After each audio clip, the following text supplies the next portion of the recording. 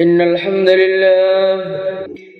الحمد لله نستعينه ونستغفره ونؤمن به ونتوكل عليه ونعوذ به من شرور أنفسنا ومن سيئات أعمالنا من يهده الله فلا مضل له ومن يضلل فلا هادي له أشهد أن لا إله إلا الله وحده لا شريك له وأشهد أن سيدنا ومولانا وحبيبنا محمدا عبده ورسوله اللهم صل على سيدنا محمد وعلى آله وصحبه أجمعين أما بعد قال تعالى في كتابه الكريم والذين جاهدوا فينا لنهدينهم سبلنا وإن الله لمع المحسنين.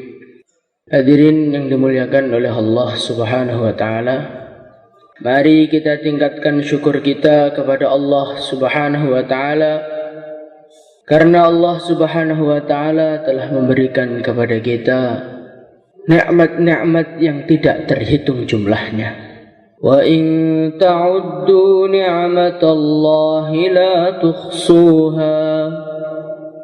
Kalau kalian itu hendak menghitung nikmat-nikmat Allah Subhanahu wa taala, la tuhsuha, maka kalian itu tidak akan mampu menghitungnya, kata Allah Subhanahu wa taala. Jadi hadirin muliakan Allah Subhanahu wa taala, nikmat-nikmat yang Allah berikan kepada kita itu begitu banyak sekali. Saking banyaknya sampai tidak ada seorang pun yang mampu menghitungnya. Allah Subhanahu wa taala memberikan kepada kita nikmat yang pertama kali, laqad khalaqnal insana fi ahsani taqwim. Allah Subhanahu wa taala memberikan nikmat kepada kita dijadikan sebagai manusia, makhluk yang terbaik. Makhluk yang terbaik bentuknya. Inilah manusia. Manusia ini kalau kita lihat maka betul-betul sempurna. Dia berjalan dengan kedua kakinya, kupingnya berada di samping, matanya menghadap ke depan, hidungnya berada di depan, lubang hidungnya mengarah ke bawah. Ini adalah suatu nikmat Allah yang Allah berikan kepada kita. Coba kita bayangkan apa yang terjadi bila hidung manusia itu menghadap ke atas. Setiap hujan pelepekan. Hadirin muliakan Allah Subhanahu wa taala, Allah Subhanahu wa taala tahu nanti pada akhir zaman akan ada orang-orang yang min matanya. Maka Allah sediakan hidung di depan untuk cantolan kacamata. Hadirin muliakan Allah Subhanahu wa taala, coba kita bayangkan kalau hidung kita ini tidak seperti hidung kita yang sekarang, bagaimana kita memakai kacamata? Ini kayaknya biasa, tapi sebetulnya ini nikmat yang luar biasa. Hadirin muliakan Allah Subhanahu wa taala, di antara makhluk-makhluk Allah yang paling pintar meludah adalah manusia. Selain manusia gak bisa meludah, hadirin. Ini adalah nikmat Allah yang sangat besar juga. Bagaimana kita bayangkan kalau kambing bisa meludah, sapi bisa meludah. Tengah-tengah kita jalan diludahi kuda, Masya Allah. Jadi adalah termasuk suatu kenikmatan yang luar biasa juga. Hadirin yang dimuliakan Allah Subhanahu wa taala, Masya Allah, begitu banyak kenikmatan-kenikmatan Allah yang Allah berikan. Allah Subhanahu wa taala menyiapkan segala sesuatu yang kita butuhkan. Manusia ini membutuhkan ayam, maka Allah ciptakan ayam. Manusia ini membutuhkan kambing, maka Allah Subhanahu wa taala ciptakan kambing. Semakin perkara itu dibutuhkan oleh manusia, semakin gak ada habisnya. Kalau kita minta data kepada pembantai ayam itu, Pak, satu hari berapa ratus ribu, berapa juta ayam yang melayang nyawanya. Tapi ya ayam tuh ada terus. Tapi perkara-perkara tidak terlalu dibutuhkan manusia, umpamanya kucing, anjing. Maka walaupun sekali beranak itu anjing 10, 12, Tetap saja jumlahnya anjing itu tidak sebanyak ayam. Karena apa? Karena tidak dibutuhkan oleh manusia. Segala sesuatu yang dibutuhkan oleh manusia, Allah Subhanahu wa taala siapkan untuk manusia ini. Maka hadirin muliakan Allah Subhanahu wa taala, bagaimana kita syukur kepada Allah. Masyaallah hadirin. Hadirin muliakan Allah Subhanahu wa taala, Allah Subhanahu wa taala memberikan kepada kita napas. Kita bisa menghirup udara gratisan 60 tahun. Masya Allah. Ini adalah suatu nikmat yang besar juga. Kalau kita belum sakit paru-paru, kita belum akan tahu mahalnya udara. Nanti kalau kita sudah sakit paru-paru, sudah harus pakai oksigen 1 jam 500.000. Nah, baru tahu ternyata udara itu nikmat yang besar. Maka hadirin muliakan Allah Subhanahu wa taala, bagaimana kita ini mensyukuri. Insyaallah hadirin. Hadirin muliakan Allah Subhanahu wa taala, nikmat-nikmat Allah ini bukan nikmat murahan, nikmat yang mahal, yang tidak mungkin kita mampu membelinya. Suatu ketika diceritakan, ada seorang yang dia itu ibadah terus kepada Allah 500 tahun. Kalau kita ini umurnya 70 tahun, ibadahnya umpamanya dihitung-hitung itu nggak sampai 10 tahun insya Allah. Di antara 10 tahun itu yang sungguh-sungguh berapa tahun? Di antara 10 tahun itu, di antara yang sungguh-sungguh itu berapa yang ikhlas kepada Allah? Masya Allah. Maka ringkas cerita, akhirnya dia itu dipanggil oleh Allah Subhanahu wa taala. Kemudian orang itu mau dimasukkan ke dalam surga. Maka Allah berfirman, wahai hambaku, masuklah kamu ke surgaku dengan rahmatku. Maka orang ahli ibadah tadi mengatakan, ya Allah, masa masuk surga dengan rahmatmu ya Allah? Saya pengen masuk surga dengan amalku ya Allah. Saya ini di dunia amal 500 tahun loh, nggak sebentar loh. Oh gitu, ya boleh. Tapi dihitung dulu. Dulu di dunia kamu mengibadah, tapi di dunia kamu juga saya beri nikmat. Maka kita persentase. Sekarang nikmatku dengan amalmu itu masih banyak mana? Maka dihitung. Setelah dihitung, nah, nikmat mata, nikmat setelah dihitung, sholatnya itu ibadahnya kita anggap nilainya 1000. Dan Allah memberikan kepada dia nikmat yang banyak sekali. Untuk membayar nikmat mata saja, itu ibadah 500 tahun tidak cukup hadirin. Jadi ini perlu kita pahami, nikmat Allah itu nikmat yang tidak murahan, nikmat yang mahal ini. Andai kata seluruh amal kita ini kita berikan kepada Allah untuk membayar nikmat tersebut, ibadah 500 tahun tidak cukup hadirin. Maka kita ini kalau ibadah jangan sekali-kali kula niku men kathah lho ngibadahe. Inggih, kathah ngibadahe tapi nggih kathah nikmat Allah dumateng kita. Nek umpama kon bayar ibadah kita ini masyaallah. Tinggi bayar nikmate mikir mon insyaallah mboten cekak. Ngotos pundi kita niki kedah syukur dumateng peparingi Allah Subhanahu wa taala. Insyaallah hadirin. Hadirin muliakan Allah Subhanahu wa taala. Allah Subhanahu wa taala itu Maha Pemurah. Maka nikmat mata, nikmat udara, nikmat kekuatan, nikmat berpikir, nikmat bisa makan, itu Allah Subhanahu wa taala berikan kepada semua manusia. Orang kafir juga diberi, orang iman juga diberi. Orang iman diberi kesehatan, orang kafir pun diberi kesehatan juga. Bahkan kesehatannya orang kafir itu biasanya lebih maju.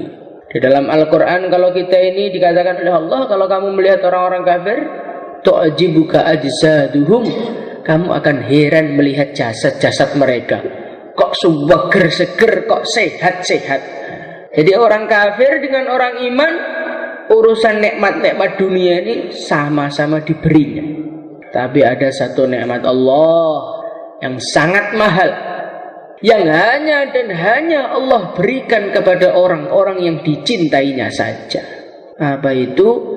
Nikmat iman dan nikmat amal soleh.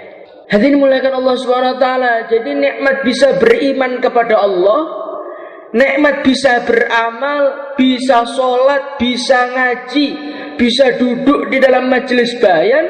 Ini adalah nikmat-nikmat Allah yang sangat-sangat besar nilainya. Ini hanya Allah berikan kepada orang-orang yang dicintainya saja.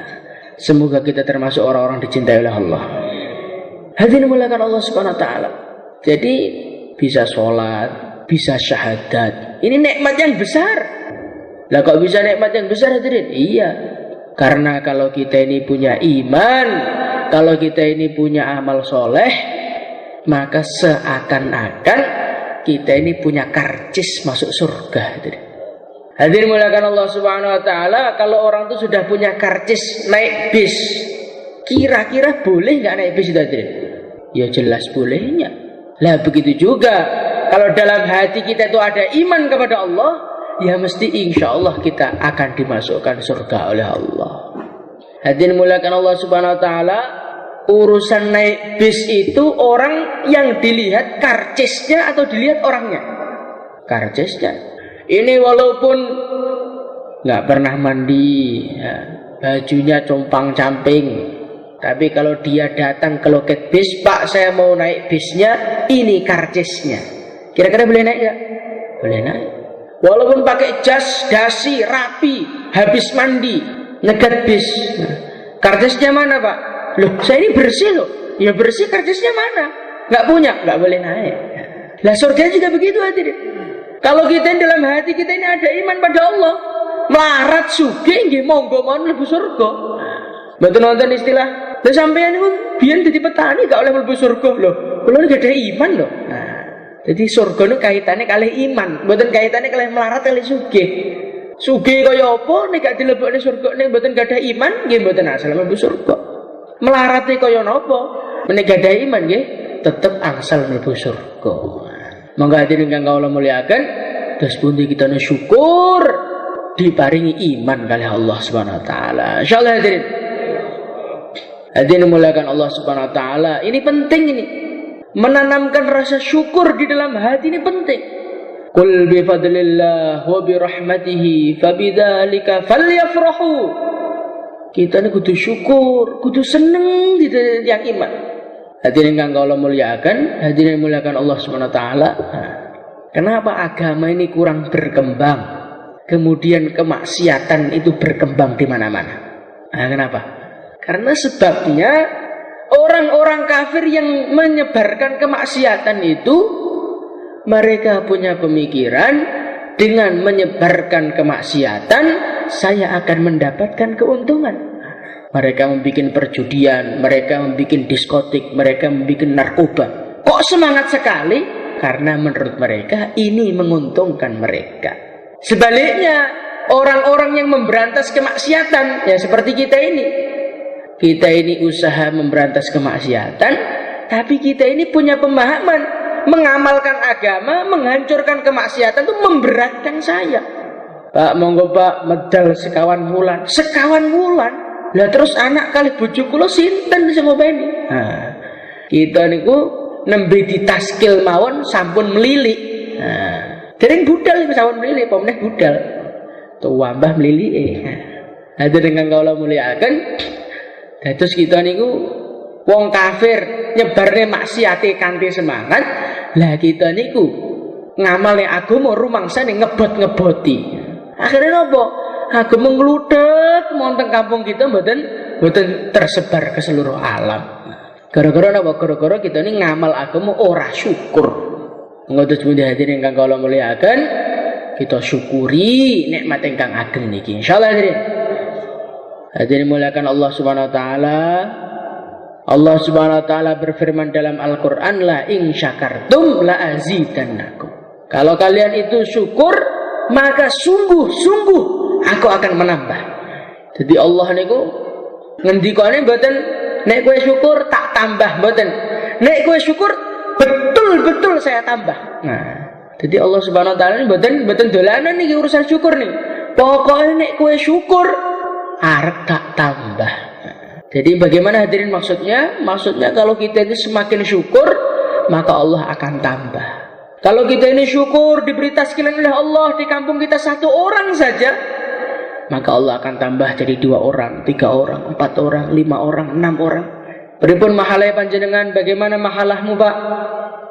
Mahalah saya ini mahalahnya Bani Israel Pak. Di taskil 1 tuh ngengkelnya itu 1000 kata-kata. Memang betul-betul sulit. Nah taskilan Bapak itu yang 1 itu cuma 1 untuk apa itu 1 itu? Lah inilah yang menyebabkan mahalah kita nggak berkembang ya ini ya. Kita ini mengatakan nggih namung setunggal niku mawon. Nggih mboten tambah-tambah sampai saniki. Lah goro-goro sampean niku sanjang mboten tambah-tambah niku akhire mboten tambah tenan kali Gusti Allah. Tapi hadirin kang kula muliakan. Nek kita niku ditangleti pripun mahalah jenengan? Masya Allah luar biasa. Taskilan ini pinten Pak? Allah sampun maringi setunggal nih, Masya Allah. Ini betul-betul nikmat Allah kepada saya ini sudah diberi 1 ini. Oh, nanti kalau kita ini optimis seperti itu, nanti mahalah kita taskil gampang. Maka bagaimana hadirin? Kita ini syukur biar selalu ditambah oleh Allah. Insyaallah hadirin. Dan ditambah itu jangan dipahami mesti ditambah materinya. Kadang-kadang ditambah itu ditambah barokahnya. Pak, saya ini sudah syukur diberi uang gaji 1 juta. Tapi kok sampai sekarang 1 juta aja gak naik-naik. Ditambah itu bukan mesti angkanya, ditambah itu kadang-kadang barokahnya. Dulu sebelum syukur gaji kita memang 1 juta. Tapi baru sampai rumah istrinya mencegat, Pak, ini jatah kewulanan. 500.000 berani.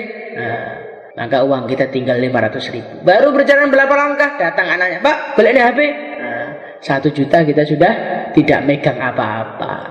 Ini tutup 1 juta. Tapi sampai rumah, lho aku janjel duit to, Nduk. Aku gak seneng dunya. Aku pengen ngekrom jamaah masyurah iki lho. Nek urusan dunya wis gak doyan. Akhirnya 1 juta utuh. Anaknya dugi, Pak jalur dia Pak, gopo ngekrom jamaah ning masjid. Akhirnya 1 juta, ketoke namung 1 juta, tapi uripe tentrem, duwike mboten kalong. Niku luwih menak pundi kalih duwike 2 juta nembe diki omah langsung tek. Enak pundi hadirin? Ya tetep enak 1 juta tapi barokah. Kadang-kadang kita niku mboten pahami. Kula niku mensyukur saya itu sudah syukur. Tapi kok segini-segini aja. Allah SWT itu akan nambah, tapi kan Allah tidak memberitahu yang ditambah apanya. Maka kita itu yang penting pokoknya syukur terus setiap saat. Insyaallah hadirin. Semakin syukur semakin banyak tambahannya. Kalau syukur kita kepada Allah itu semakin tinggi, maka semakin tinggi tambahannya dari Allah SWT. Nah, syukur tinggi, syukur rendah itu ukurannya apa? Syukur tinggi, syukur rendah itu kalau tampak tandanya. Kalau tandanya syukur tampak, berarti syukurnya besar, layak ditambah oleh Allah. Tapi kalau tandanya syukur nggak tampak, berarti syukur kecil, maka dia ini akan ditambah oleh Allah tapi dikit. Nah, tandanya syukur itu apa? Tandanya syukur itu dia itu tampak gembira. Kita seneng, guyu mau uripe. Kang, sampean ini tak delok.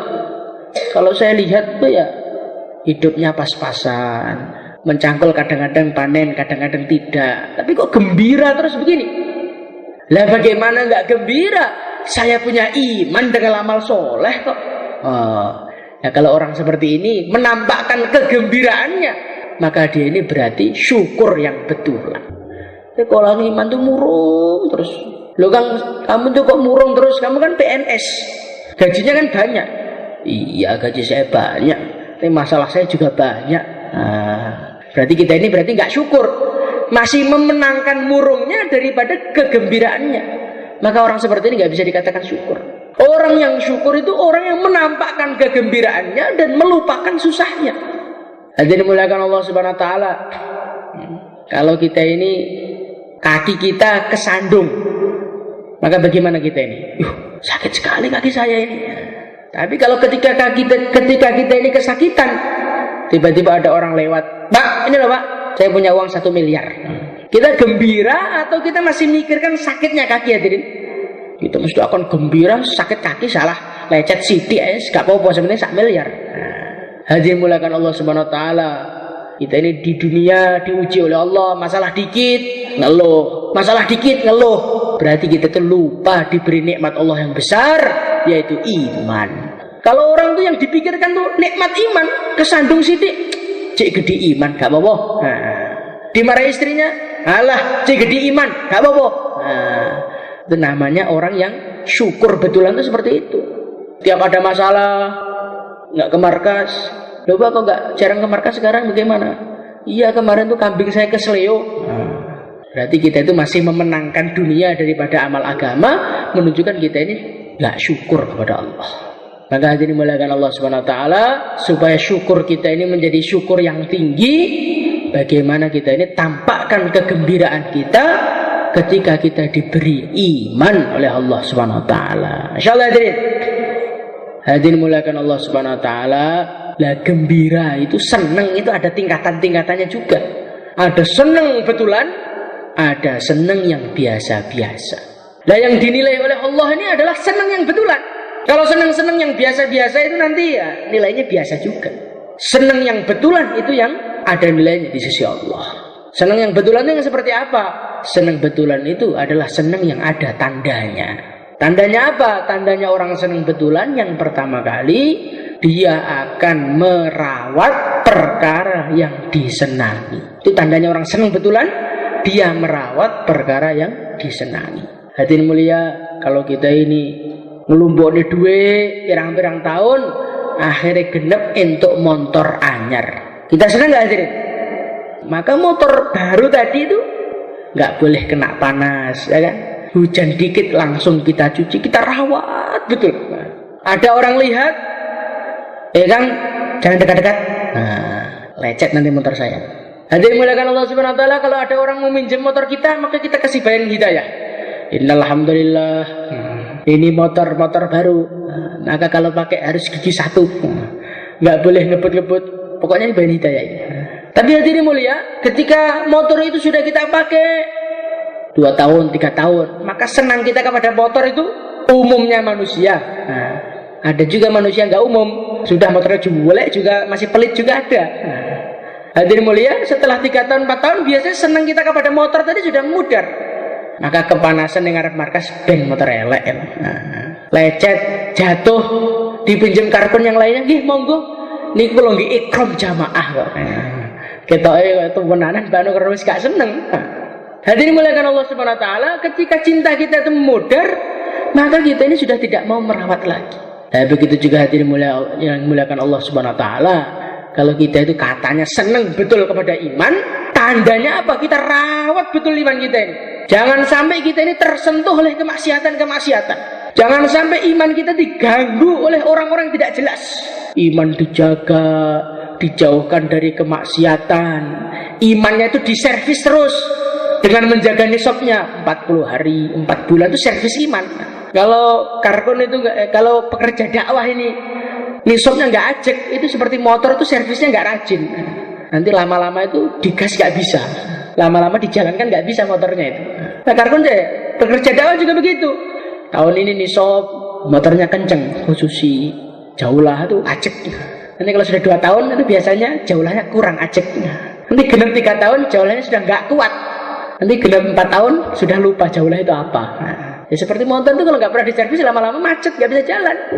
Lah iman juga begitu, kalau nggak pernah diservis, nggak pernah dijaga, maka iman nanti akan lama-lama agak macet begitu. Maka dimuliakan Allah Subhanahu wa taala, kalau kita ini tandanya senang betul dengan iman, bagaimana kita jaga iman kita dengan sebetul-betulnya. Insyaallah hadirin muliakan Allah Subhanahu wa taala. Kemudian tandanya orang itu senang betulan, maka dia itu mesti akan menyimpan perkara yang disenangi. Hadirin muliakan Allah Subhanahu wa taala, sebagaimana saya katakan tadi, iman itu saya ibaratkan karcis masuk surga. Kalau kita ini punya karcis naik pesawat ke Mekah atau ke India, mahal enggak hadirin? Mahal. Maka tiket tadi kita simpan betulan atau kita taruh di pinggir jalan? Kita simpan betulan hadirin. Loh kok disimpan cuma kertas gitu aja loh Pak? Ini kertas tapi bisa sampai India ini. Walaupun promo ini bisa sampai India ini. Hadirin muliakan Allah Subhanahu wa taala. Nah begitu juga iman itu, kalau tandanya kita senang kepada iman, maka kita simpan iman kita. Nyimpannya di mana? Kalau uang nyimpannya di bank, kalau tiket nyimpannya di tas atau di dompet. Kalau iman tuh nyimpannya di masjid hadirin. Nah, dalam satu hadis Rasulullah SAW katakan, barang siapa yang dia itu rajin ke masjid, maka saksikanlah bahwasanya dia itu beriman. Nah, begitu juga hadirin. Kalau kita itu ingin nyimpan iman kita biar aman tidak dicuri maling, maka simpanlah iman kita ke masjid dengan cara kita hidupkan amal masjid. Insyaallah hadirin. Nah, kalau kita itu nggak pernah ke masjid, maka seperti tiket itu ditaruh di pinggir jalan. Maka ketika kita tidak waspada, tiba-tiba orang sudah ngambil tiketnya. Nah, begitu juga kita ini. Kalau kita jarang ke masjid, jarang sholat, jarang ibadah, jarang menghidupkan taklim di masjid, maka iman kita seperti ditaruh di pinggir jalan. Lengah sedikit, setan langsung datang, diambil oleh setan. Akhirnya kita nggak punya iman. Na'udzubillah min dzalik. Maka bagaimana orang itu dirajinkan di masjid. Insyaallah hadirin. Hadirin muliakan, ini uang sudah kita simpan di bank. Tapi kalau bank itu nggak ada satpamnya, kira-kira bagaimana? Ya tetap jebol juga, akan datang maling ke bank, jebol lemarinya. Nah, begitu juga iman ini, walaupun kita simpan di masjid, kalau nggak ada satpamnya, nanti setan sampai masjid pun datang juga. Satpamnya siapa? Satpamnya orang-orang iman yang lain. Kalau kita cari satpam, orang-orang iman yang lain itu kita kumpulkan, kita ajak ke masjid sama-sama, maka mereka itu seakan-akan satpam kita, satpam iman kita. Sehingga akhirnya kita nanti akan selamat. Tapi kalau kita tuh ke masjid sendirian, sholat dewe, nanti tiba-tiba setan datang dicuri, akhirnya kita nggak ke masjid lagi. Tapi kalau kita ini temannya banyak, nggak ke masjid sekali, khusus sih Pak, kalau kemarin nggak ke masjid, nah, diusuli. Nisabnya nggak jalan, diusuli sampai waleh diusuli. Nah, karena apa? Karena kita ini sudah ada satpamnya. Maka iman tuh mau dicolong setan, dijukuk neh karo karkun liane. Mau dicolong setan, diambil lagi sama karkun lainnya. Akhirnya apa? Akhirnya selamat. Tapi kalau kita nggak punya satpam, maka iman kita itu dalam bahaya. Maka bagaimana kita ini harus cari satpam sebanyak-banyaknya. Insyaallah hadirin. Hadirin muliakan. Kira-kira satpam itu kalau kerja nggak dibayar mau nggak hadirin? Nggak mau. Insya Allah zaman sekarang itu orang seikhlas apapun suruh kerja sama kita nggak dibayar nggak mau. Nah begitu juga kalau kita pengen cari satpam untuk menjaga iman kita harus baik kepada mereka hadirin. Kita ikram, kita muliakan. Ketika ada kesusahan kita bantu. Maka nanti satpam kita akan betah di masjid.